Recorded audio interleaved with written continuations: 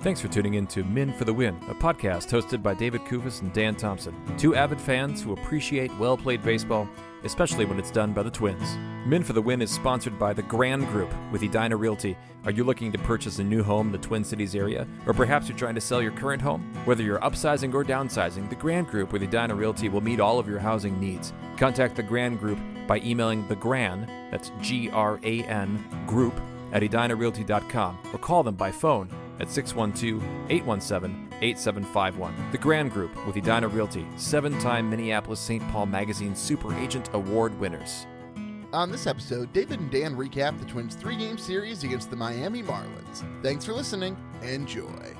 Thanks for tuning in to Men for the Win. My name is David Kufis. With me, as always, is Dan Thompson. The Twins drop 2 of 3 to the Miami Marlins as their season hangs on by a thread, playing a team that has 100 losses, Dan, and the Twins couldn't get them into the 101 and 102 territory. Embarrassing. I do not understand this baseball team. This is a very sad podcast right now, Dan, even though the Twins can technically still make the postseason. Yeah, so somebody actually asked us if we wanted to come over for dinner on Tuesday. Like, what do you think we should say?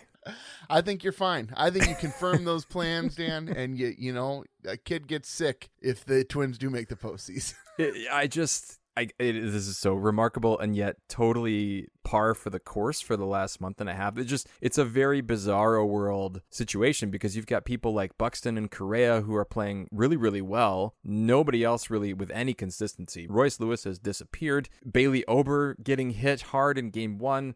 I don't understand how you have so much on the line and you give this kind of performance. It's embarrassing. Like I said, I mean, I'd love to use other words than that, Dan, but to see a team that was playing at 100 win pace for like the majority of the season after the slump at the beginning of the season, it's remarkable.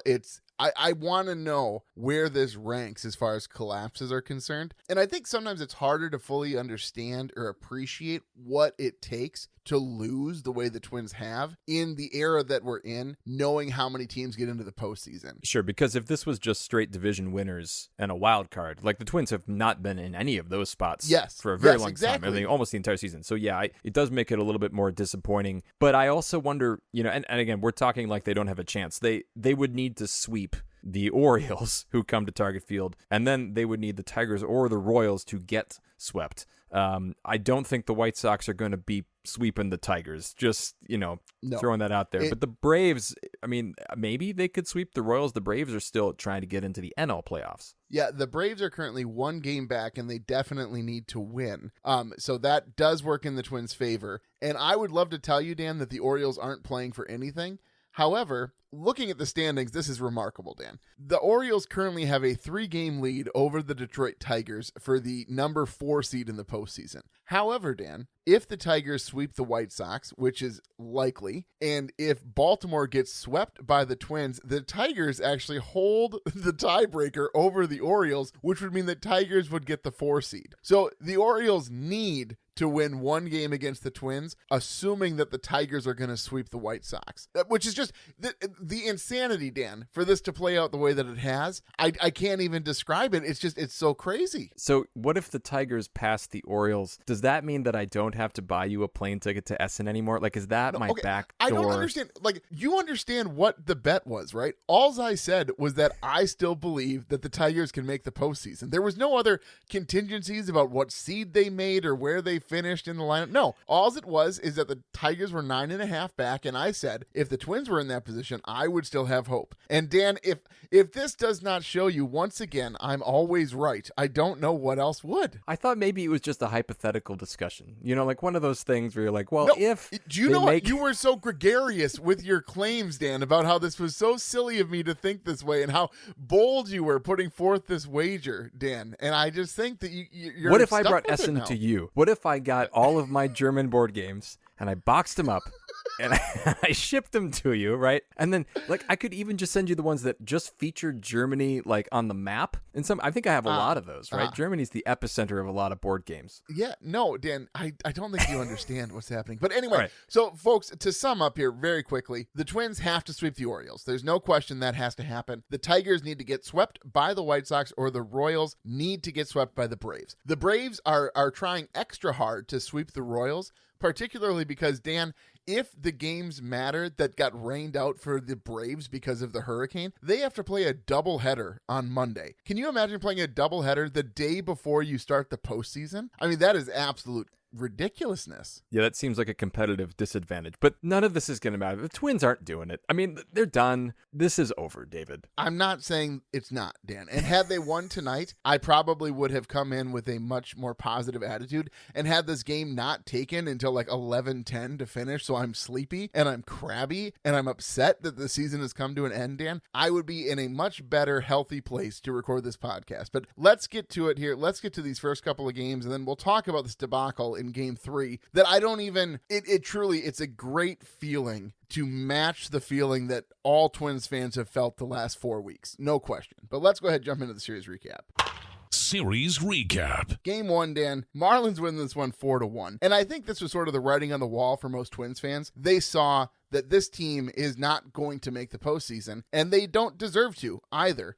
Bailey Ober on the mound gets absolutely rocked. 5 innings pitched, 8 hits, 4 earned runs. I guess that's not absolutely rocked, especially when we consider what happened the rest of this series, but he obviously didn't look good or as good as he's looked this season. Still had 7 strikeouts, but 4 earned runs, Dan, with the offense performing the way it has. Again, it might as well have been 100. It didn't matter. Yeah, the bottom of the first, Buxton is hit by a pitch. Correa doubles and 1 out. I mean, like, they have a chance right away to get some runs, but then Santana flies out. Lewis, who was up in so many big spots in this series, lined out, so they don't get anything there. And then in the top of the second, a Jonah Bride solo home run. Derek Hill is hit by a pitch. Otto Lopez singles. Nick Fortes hits an RBI single. Xavier Edwards an RBI double. These are names that we never say, right? Haven't said since the beginning of last season when the Marlins, they may not even bet on, the Marlins were a very different team at the beginning of 2023. And so it's 4-0. I mean, the Twins were able to get a run in the bottom of the third. Buxton singles. Buxton was everywhere in this series. Santana walks. Lewis does get an RBI hit, I guess, there. But it's 4-1 Marlins. And from there, the Twins don't add any more. No, there was in the top of the fourth a great play by Jeffers and Correa to catch Xavier Edwards trying to steal second. And then again, bottom of the fifth, Twins had a chance. Correa on first. Buxton doubles. Santana then pops out. Lewis grounds out. The bullpen, Dan, is fantastic. 4 innings of no run ball, only allowing 2 hits, but the Twins go 1 for 9 with runners in scoring position. Correa and Buxton, Dan, the 2 guys who are clearly trying to drag this team across the finish line, they reach base a combined 5 times, and they can never score any runs because nobody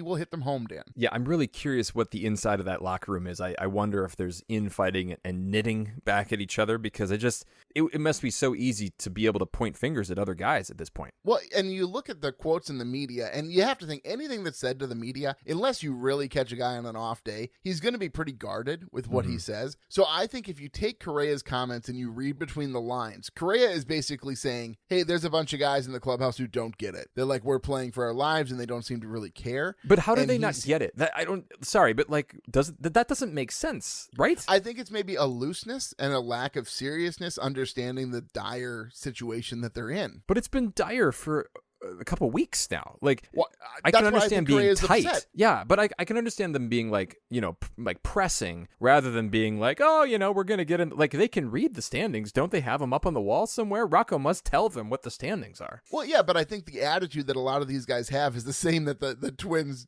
prospect catcher who was giving away the pitches away to the opposing team's hitters because they wanted the season to end. I think that's the way that Correa sort of interprets a lot of the guys' actions in the clubhouse. So you think that maybe they're just done? Like, they're ready to go back to their families? Oh, they're done. They don't see this team making a run in the postseason, and they just sort of quit. And I sort of wonder who is on that side of things. Yeah. Because I don't think it's many of the young guys. I think it's got to be some of the more seasoned veterans. But then you look at the seasoned veterans, which is a pretty small number of names, honestly, on this roster. It's like, well, I don't think it's Buxton. I don't think it's Correa. It's not Santana. I don't think Santana, Dan. He's an old man out there. I'm not dead. He's sacrificing his body at every opportunity to win a game for this team. I don't know who it is who's sort of dragging the mood down in the clubhouse, but clearly Correa is unhappy. Well, let's get to game 2. This was the bright spot. The Twins come back to win this game 8-3. Again, they're down early. SWR, in his last outing of the season for the Twins, is just decimated early. Just 1 inning pitch, 6 hits, 3 earned runs, 1 walk, 2 strikeouts. That 1 home run, I mean, it was fitting to send him down if they weren't going to use him again. I feel kind of bad for him, just given how this season has gone. He has been so important to this team, but it's pretty clear that what the Twins have done in the past with guys like Bailey Ober and kind of managing their innings and not letting them pitch. I mean, there's a vindication there for the way that they did that, given how SWBR looked down the stretch. Well, even how Ober has looked in a couple of these outings as of late. I mean, a lot of it could just be wear and tear throughout a whole season of baseball. But the bullpen steps up huge in this game, not allowing an earned run over 8 innings. Varland goes 2 1/3 with 4 strikeouts. Alcala goes 1 2/3 with 3 strikeouts. Sands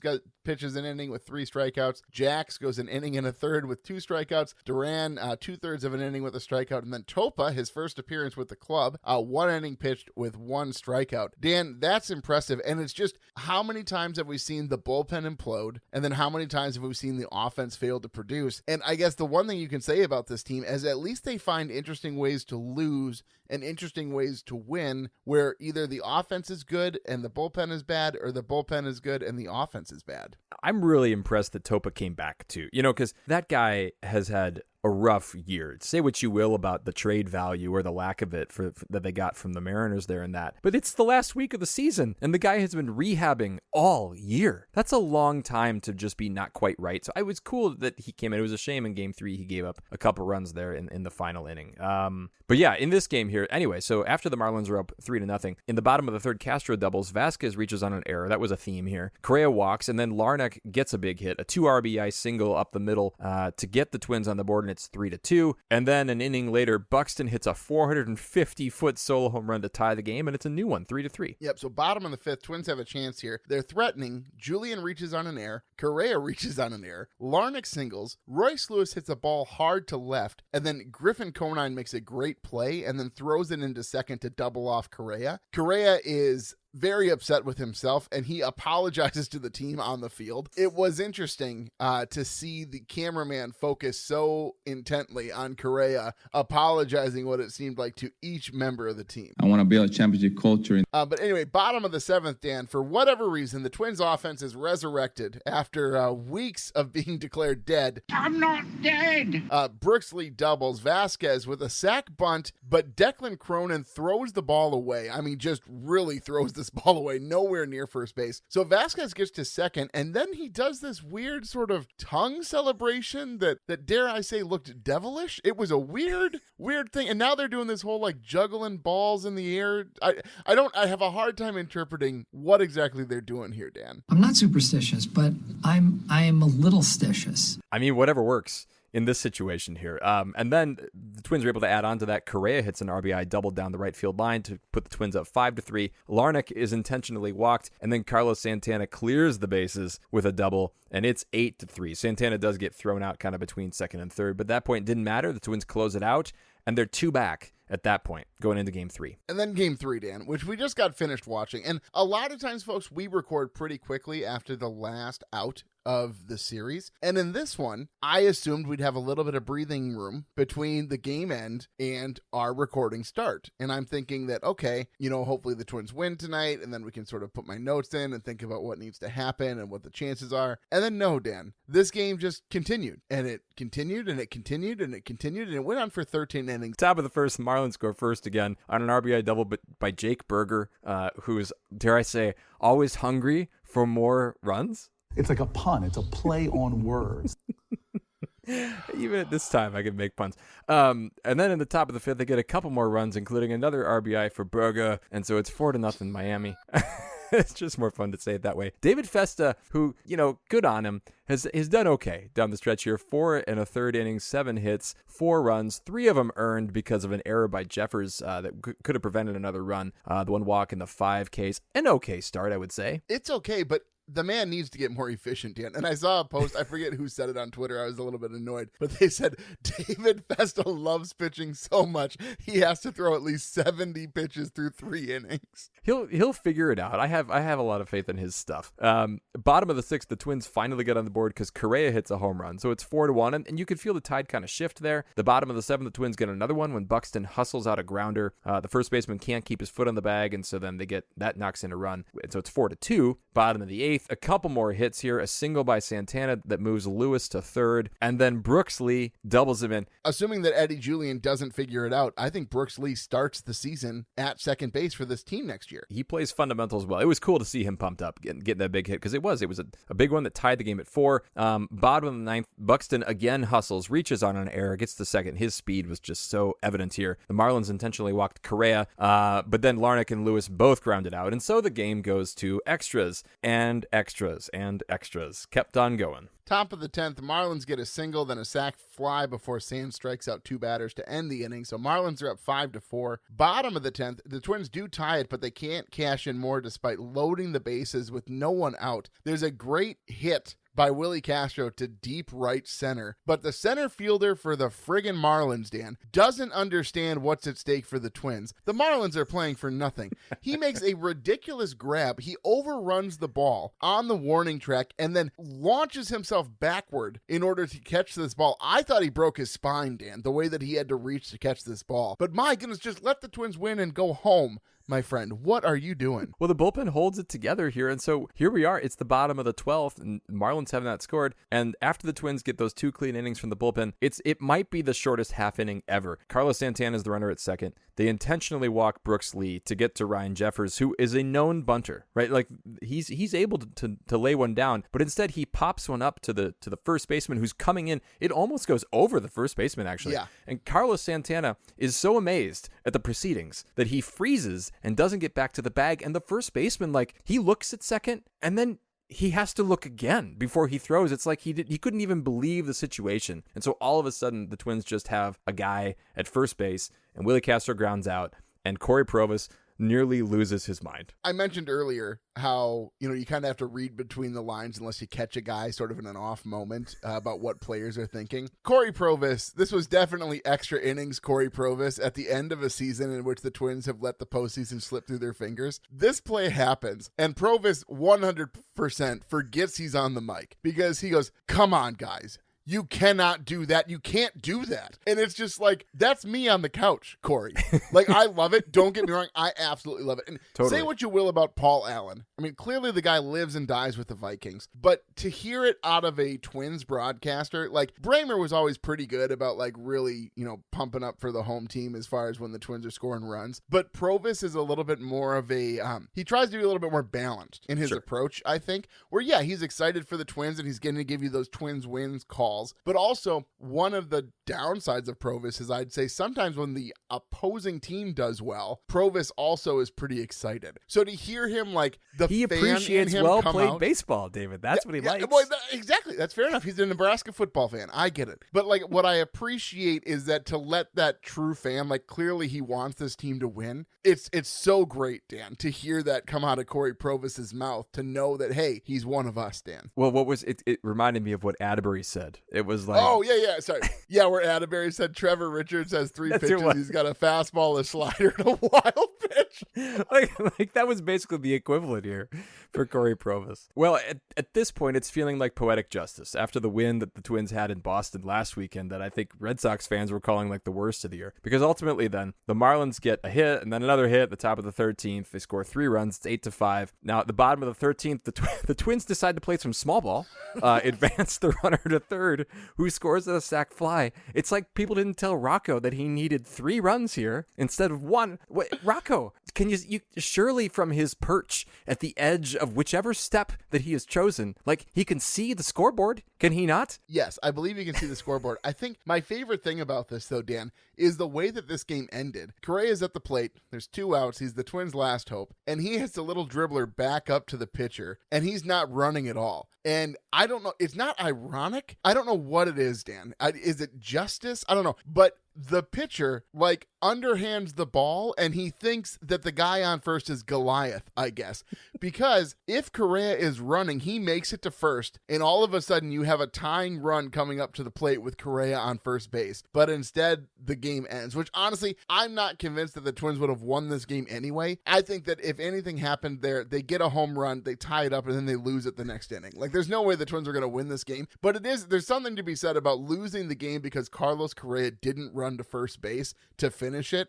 It's a good ending to this baseball game, Dan. All that said, I think we need to move on here to the rest of our segments. Touch 'em all, Kirby Puckett! Puckett's Picks winner. Dan, I was too upset to even do the math here, so I'm glad that you've done it for us. The listeners took Correa, and he gets them the victory with the bonus point with 11. Hogs took Buxton, who had 10. I had Larnach, who had 7. And Dan, you had Lewis, who had 2. So again, I'm just hoping, Dan, if the listeners win again, I think they pass you, do they not? So they would tie me if they don't get the bonus point. But if the listeners are able to get the bonus point, that they would pass me. They have 11.5. I have 12.5. Hogs, who, may I point out, has actually more points in the season than you do.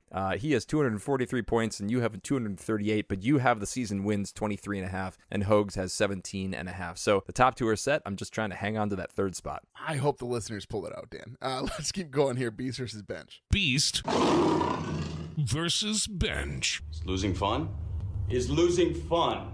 I mean, I got to give it to Correa here. I realized that him getting doubled up at second was a problem, but thank goodness they won that game anyway. But I think that this is a man who's trying to build something here, Dan. I want to build a championship culture. And I think that he's obviously frustrated with the attitude of the team. He's frustrated with the front office not making moves at the deadline. I don't know how this offseason is going to go, but there's no way that Carlos Correa shows up to spring training and he's happy if this front office hasn't made some significant moves. Because why did you sign Carlos Correa? Why did you sign Byron Buxton? Why did you sign Pablo Lopez? Why did you do any of these things if you didn't intend to make a push to make this team a championship caliber team? And Christian Vasquez, to be fair, at the time they made that signing, that seemed like a pretty good idea at the time. You know, $30 million over 3 years. Obviously, he's got to go back to Grand Slam and it's called Driveline, David. Driveline. I always get those, Chuck E. Cheese, Driveline, Grand Slam, triple play. There's no big mouse at Driveline, right? It's all about the baseball. But like, you made all these signings, you committed this money, and you have talented young guys on this roster. I don't understand this madness that you don't want to supplement these guys who you're paying all this money to with talent to allow them to succeed. So I'm giving it to Correa. I think he had a really good series, and I think that he's trying his best knowing that he's not at 100%. I think that he wants this team to win, and there's only so much that one guy can do, Dan. Well, I think the other guy who's trying to do it, as you mentioned, is Byron Buxton. He's my beast. Is this him playing through pain? Because if this is him playing through pain, I wish he would have been playing through pain a little bit earlier. Or is he like, are we going to find out after the season that like he and Correa are broken and they are just trying to hobble their way to the end of the season? Buxton moved so fast, 30.5 feet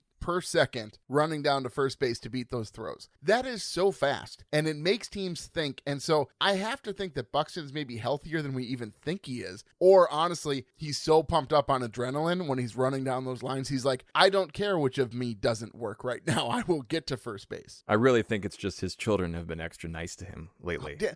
When you give this trope up, I don't understand it, Dan, every single time. There he is, beating that dead horse. Anyway, well, as far as bench goes, I'm going to point Royce Lewis on there. Royce, you were the chosen one. Get a hit in an important spot. Get a sac fly. I mean, he came up with the bases loaded and 1 out and a fifth infielder, right? The Marlins had brought in another guy from the outfield, just hit it to the outfield, Royce. And instead, what does he do? He hits it to the center fielder who's come in and playing center field between second base and the pitcher's mound. Ridiculous.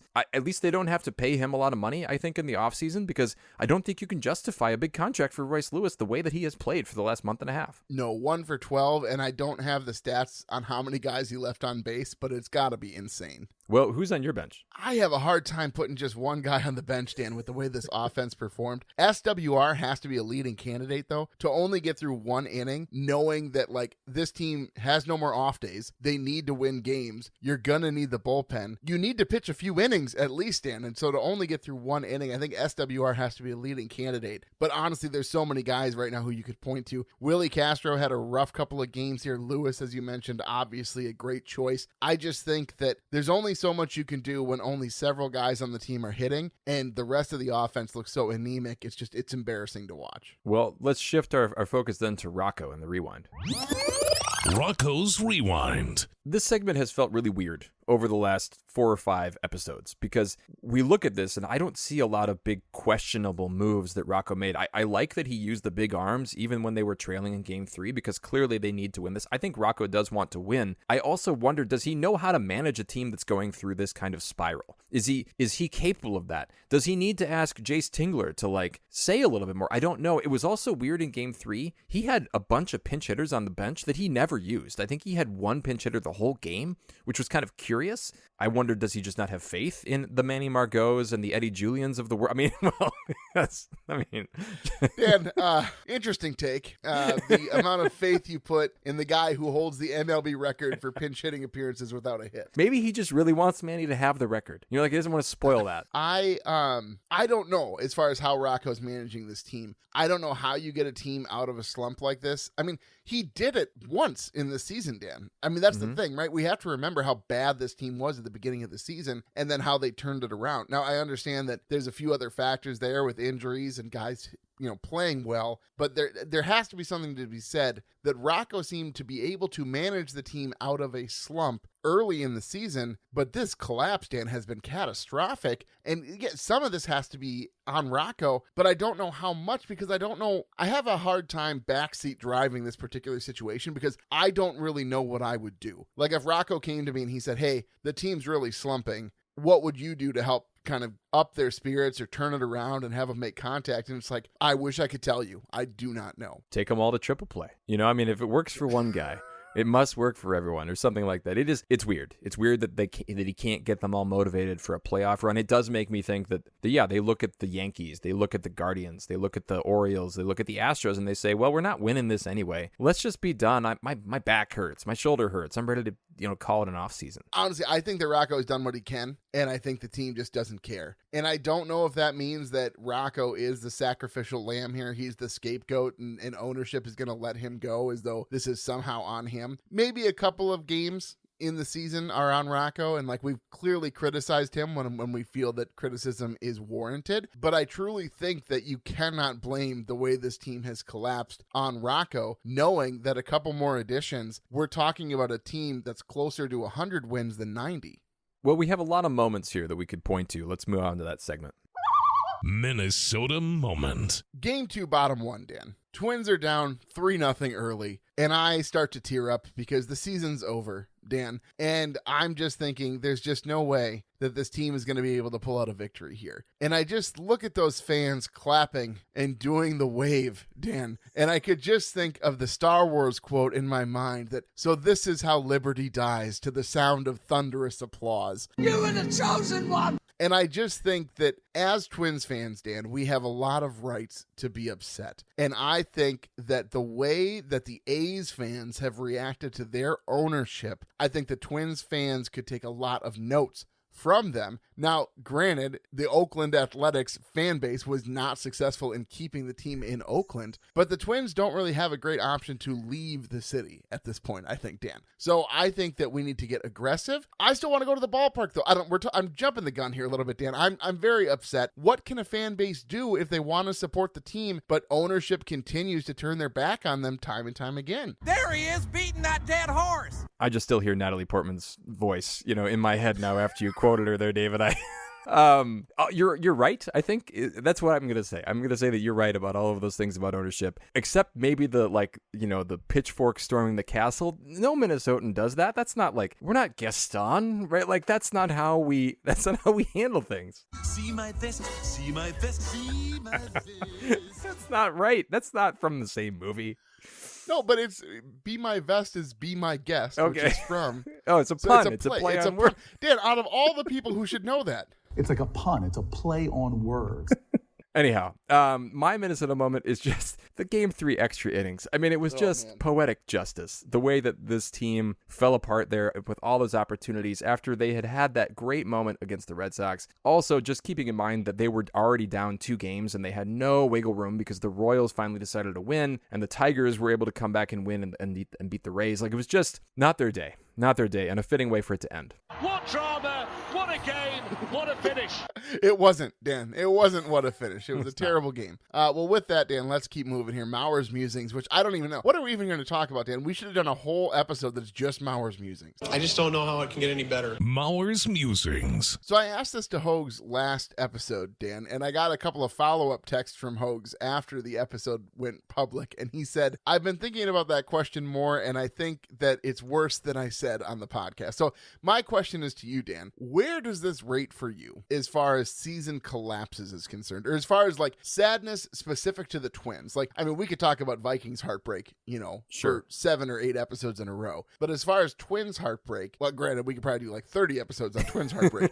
But so where does this rate for you as far as just sadness over a season that could have been? So if I'm just thinking about the last 6 weeks of a season, I mean, this is worse than 2022, right? When they had all those injuries and people just kind of fell apart, because you still feel like you have enough pieces here to be able to put together at least a playoff team. But I don't think it stings as much as those, Mauer and Morneau teams that got swept out of the playoffs, because those were teams that you look at and you say, this team could win a World Series. Like, they have the pieces there. They have a Johan Santana. They have a Francisco Liriano one of the years he was good. I don't see this team winning. You and Hogs talked about this. I don't see how this team would go on a run in the playoffs. I think Hogs' point about having Bailey Ober and Pablo Lopez and riding them to the sunset doesn't make sense. You need more arms than that to win. I mean, maybe you can win the wild card series, but so this hurts, but it's that gradual pain more than like, I mean, I was really sad when the Twins teams lost in the playoffs, 13 years ago, something around there. This one is just going to ache a little bit more than be sad. I think it's just what could have been, right? It's a little bit harder, like when you're in the postseason, you're already there and then you get the loss. But to not make the postseason in such a terrible way, like, I guess, do you think a Tigers fan would be more heartbroken than a Twins fan if the Tigers made this monumental comeback from 9 games back and then they don't make the postseason because they get swept, by the White Sox to end the season? Do you think they would be more hurt than the Twins fans are with the way this season has completed for them? Yeah, I think so, because they got swept by the White Sox at the end of the season. I think that would be, that would feel pretty dreadful. But ultimately, and I think we've said this before, what a great time to be a Tigers fan. What a great run for them. It is a fun time for them, Dan. I also sort of wanted to ask you this before we get to your question. Who will you be cheering for in the postseason, assuming that the Twins don't pull off a miracle? I'll probably cheer for all those Central teams. I just want a Central team to get back to the World Series. And I think... Even the Guardians? I think of the 3, I would cheer, in this order, I would cheer for the Royals,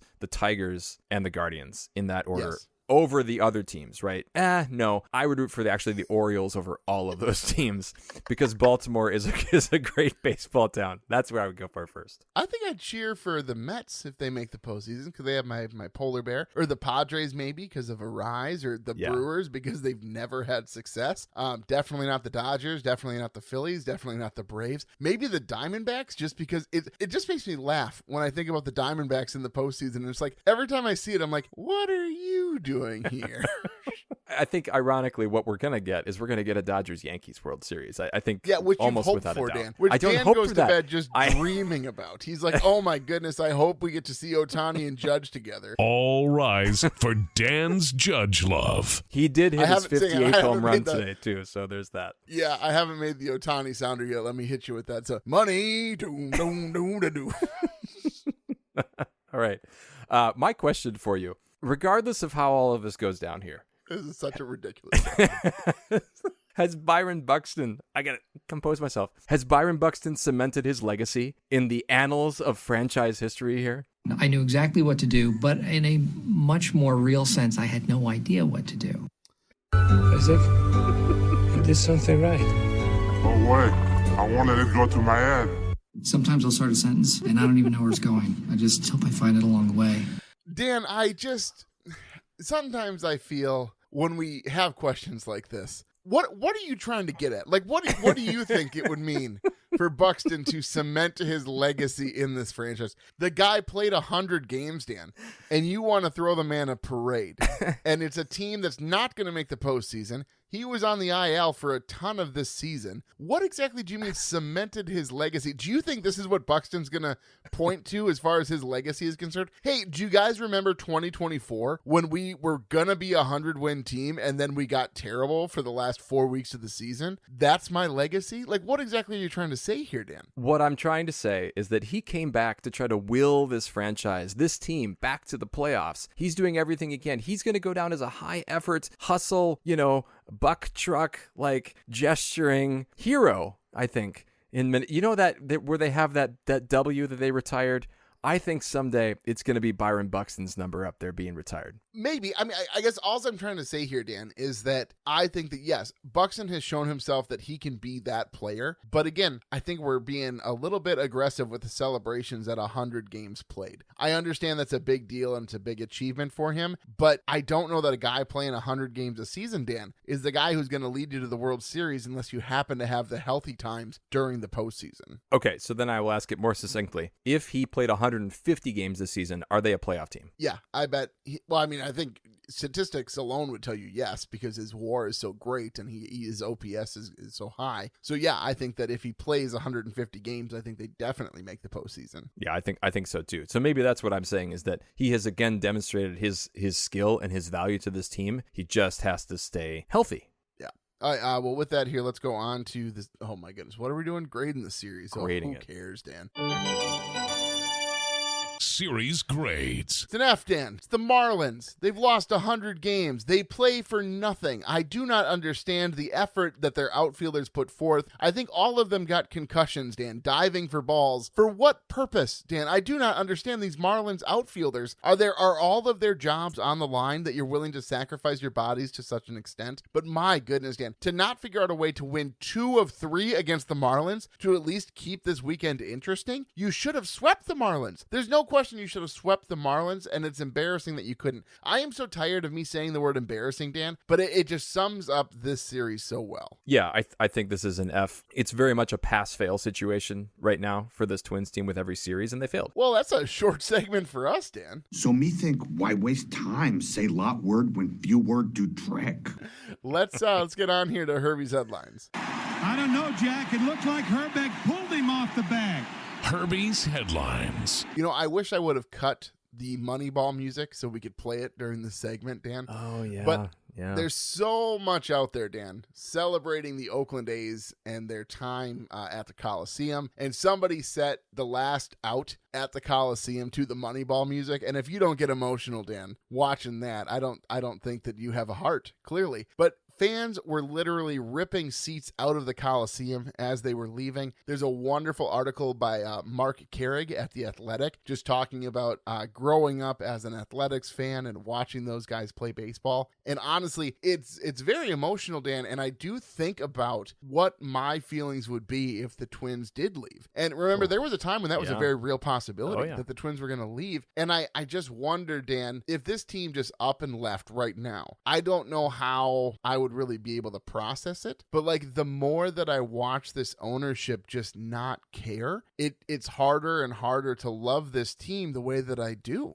I think it would feel like when Norm Green took the North Stars away, which maybe some of our listeners are even too young to remember that, but that one hurt as a 11-year-old, 10-year-old boy that I was at the time. I think it would hurt a whole lot more as an adult than it did then. I am very sad to see baseball leave Oakland. It feels like a Roger Angel moment. Maybe I should go back and find some of the stuff that he's written about those teams. They've had some great teams. It's sad. I guess I'm going to try to go see them at some point in Sacramento just to be able to say that I've been to Sacramento and seen a Major League Baseball game, but I'm very curious to see if they really do end up in Vegas or what happens to that franchise. Do you think they'll keep the name, or do you think they'll change it? I think so. Yeah, I think it's too big of a brand, and it's not offensive to anybody. And it gave us Moneyball, Dan, and so we'll always have Moneyball. It did. Another note here, baseball side of things. Padres beat the Dodgers to make their way into the postseason with a walk-off triple play, which is just the coolest thing, Dan. Is there a cooler way to make it into the postseason than a walk-off triple play? No, and you know what was funny is actually before the game, Miguel Sano predicted it was going to happen that way. It was remarkable. 5-4-3 double play. I'm not 100% sure if you're joking and I'm missing it. No, because do you remember when the Twins did that? He said after the game that he had like a vision, like a premonition that it was going to happen. Okay. Yes. Okay. I'm connecting the dots now. Sorry.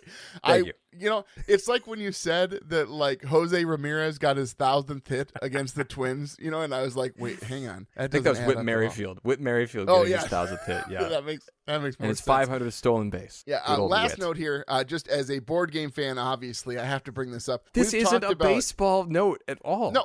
Okay, but you going to let me talk? This is what I'm saying. This is maybe what would help the Twins clubhouse here. So the Buffalo Bills, Dan, have been playing Settlers of Catan in the locker room. And if you remember, at the beginning of the season, the Twins have a pitching prospect, Matt Cantorino, who is really into board games. And I myself am really into board games. And I just think that maybe you bring him up to the majors just to let him teach board games in the clubhouse. But again, to any Twins players listening, I live in Northeast Minneapolis.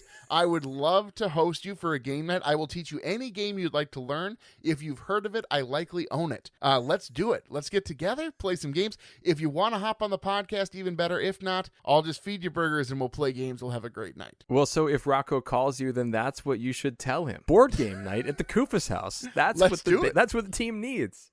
Little deception murder in Hong Kong to loosen up the room a little bit. Yeah. Just one other note we should mention. Max Kepler is unlikely to return in the regular season. They did add that caveat. Do you think that he's done dancing for this Minnesota Twins baseball team? Yeah, I think that between Wallner and Larnach probably, and Kirilloff maybe to some extent if he's ever going to come back, I don't really know. But so I think that, yeah, he's probably done. I think he's going to command too much money that needs to be spent elsewhere. Not that they're going to spend any money at all anyway, Dan. But yeah, I mean, don't on like think the Kepler groundskeepers' salaries, like I don't know what the Polads are spending the $500,000 a year that they have set aside for a backup outfielder. Oh man, speaking of groundskeepers, they had a cool picture of the A's groundskeeper. Like he's been there for 31 seasons, and he was being consoled during that last game because he was tearing up so much. And it's just like, dude, it's gut wrenching, Dan. And it just goes to show you how sports can really transcend the competition.